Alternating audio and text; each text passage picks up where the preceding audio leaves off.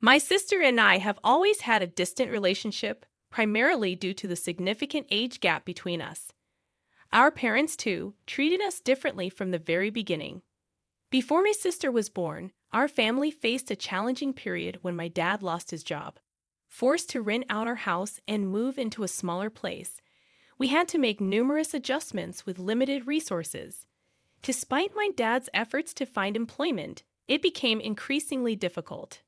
Both my parents started submitting job applications, and eventually, my mom received a call from an old contact offering a position in a new venture. The pay wasn't substantial, but it was an improvement from our previous situation. 6 months later, my dad was finally hired, and while we were doing better, we still had debts to settle. 3 months after losing his job, we had moved and rented out our house. Realizing that it would take time for things to return to normal, we continued renting. A year later, my mom was pregnant, prompting us to move into a slightly larger apartment. Despite the improved circumstances, my parents remained cautious with money. Throughout this time, my communication with my parents dwindled to brief greetings and goodbyes. Their preoccupation with financial worries dominated our conversations.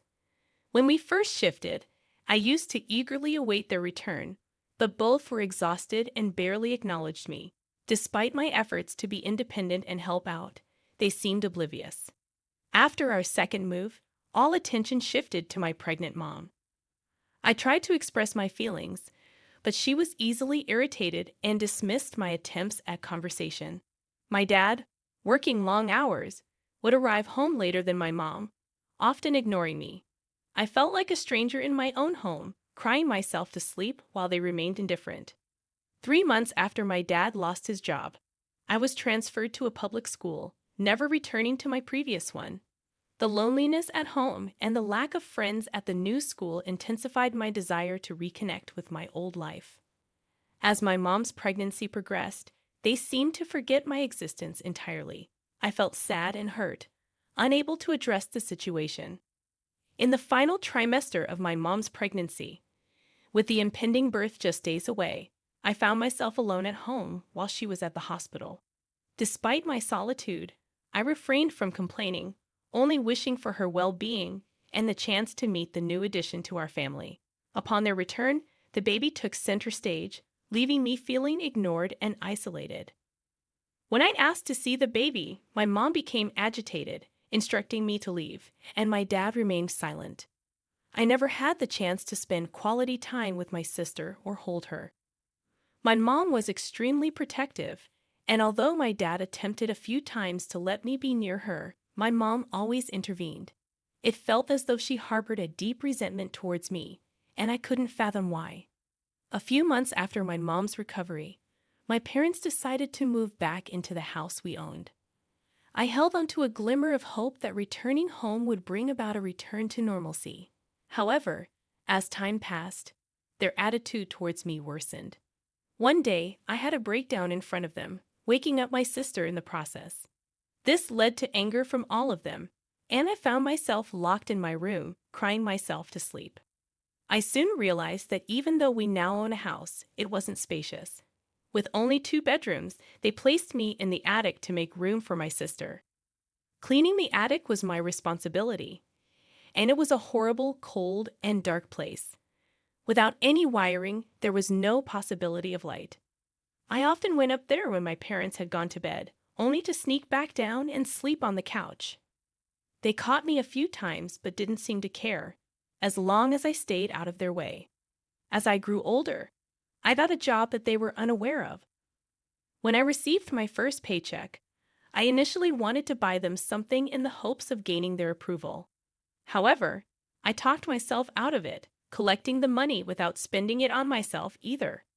Eventually, it was time for university, and although I had little money, it wasn't enough to cover the fees, food, and living costs. When I brought up the idea of university, they outright declined, claiming they didn't have much. Their focus remained on my sister, and I didn't hold it against her. We never talked much growing up, and any attempt to bond would result in unnecessary drama. It seemed better for both of us to keep our distance. Despite the challenges, my only chance of going to university was securing a full scholarship. I applied for numerous scholarships using a neighbor's laptop, and fortunately, I managed to get into a good university. I couldn't secure a full scholarship, forcing me to cover my own living and food expenses for university, which was located 2 states away. Determined to make it work, I reached out to the kind cafe owner for a job. She was an older lady, sweet and experienced, having been at the cafe for quite some time. Upon moving, I realized my parents were indifferent to my absence. They wouldn't even notice if I hadn't informed them. The challenge of finding affordable housing seemed daunting given the high costs and required down payments. Seeking refuge, I approached the cafe owner, explaining my situation.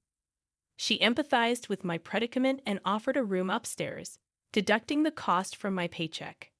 Grateful for a roof over my head, I took on additional jobs in my free time. The cafe owner, expressing genuine concern for me, surprised me with her kindness.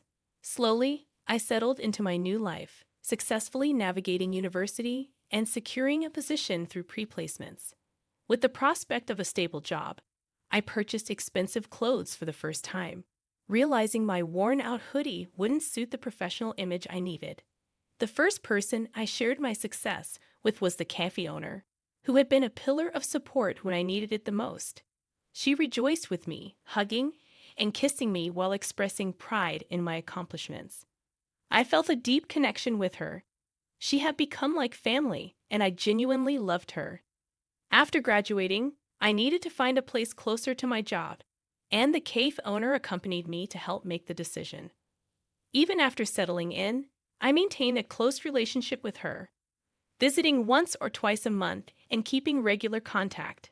Despite my efforts, my attempts to reach out to my parents were met with silence. They never answered my calls, and when my sister occasionally picked up, the conversations felt awkward. During my time at work, I made friends who, despite my introverted nature, made an effort to include me. They invited me to outings, and though I usually declined, their persistence occasionally convinced me to join in. As my life continued to unfold, about a year later, the company generously distributed free tickets for a mini vacation. Though I had never used my vacation days before, I decided to seize the opportunity and bring along the only family I knew, the kind cafe owner I affectionately called Auntie. She wasn't old enough to be a grandma, and I insisted on her being my travel companion. My friends at the company were intrigued and excited to meet Auntie. Interestingly, she turned out to be an extrovert and quickly became friends with my colleagues. During the trip, a guy approached me and Auntie, in her exuberance, encouraged me to spend time with him. To my surprise, that encounter led to a deeper connection, and he eventually became my husband. He lived conveniently close to where I worked. Upon returning from the vacation, my now husband called me and asked me out. We dated for 2 months, were in a relationship for 3 years, and have now been happily married for 4 years. Despite the joyous occasion, my past with my family loomed in the background. When I invited my parents and sister to my wedding, they were no-shows.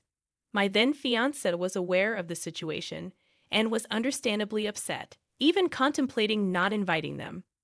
A year or 2 later, my sister got married, and I was not on the guest list. I saw pictures online and congratulated her, understanding that her lavish wedding was likely funded by our parents. It didn't bother me. I had moved on and found happiness in my life. During this time, I was pregnant with our first child, and my husband, along with his supportive parents, became my new family.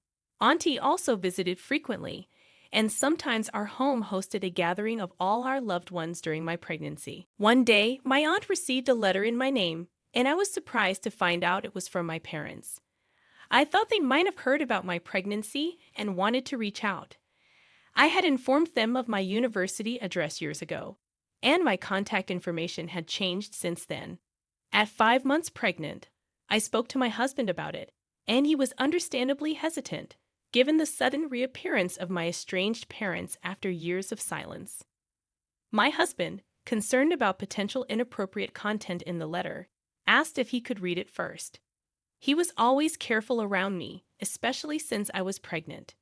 When my aunt brought the letter 2 to 3 days later, my husband's expression turned to disgust as he read its contents. He chose not to share the details with me, advising against reading it and simply comforting me with hugs and empathy. Eventually, I decided to face the reality and asked my aunt to read the letter aloud. To my dismay, my parents had lost their house, which was apparently mortgaged for my sister's extravagant wedding with her now divorced husband. My parents had invested their money in it too. Now they were asking me to pay back the money they claimed I owed them for the years they took care of me. My sister's ex-husband refused to pay the mortgage, and she couldn't afford it either. Sitting there with a blank face, my husband's comforting arms around me, I felt pure disappointment. That night, I went to sleep crying, feeling guilty for letting my baby be affected by my selfish parents. However, I decided not to let them disrupt my happiness. I sought legal advice, and my lawyer sent them a warning about potential harassment charges if they continued to contact me.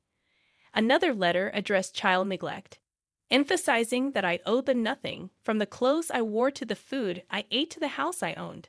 I made it clear that my success, marriage, and the life I had built were a result of my and my husband's hard work and efforts. Before all this unfolded, I worked diligently to put myself through school and college.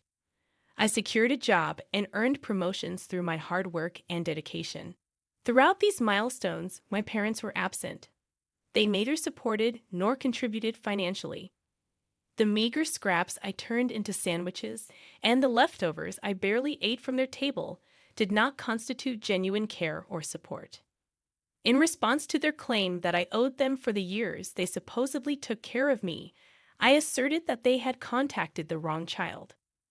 The true architect of their financial predicament was their dear daughter, who had mortgaged the house they had put in her name. I made it clear that they had dug their own hole and should climb out of it by themselves. An update, 2 months later, brings me close to my delivery date. As far as I know, my parents have not attempted to contact me again.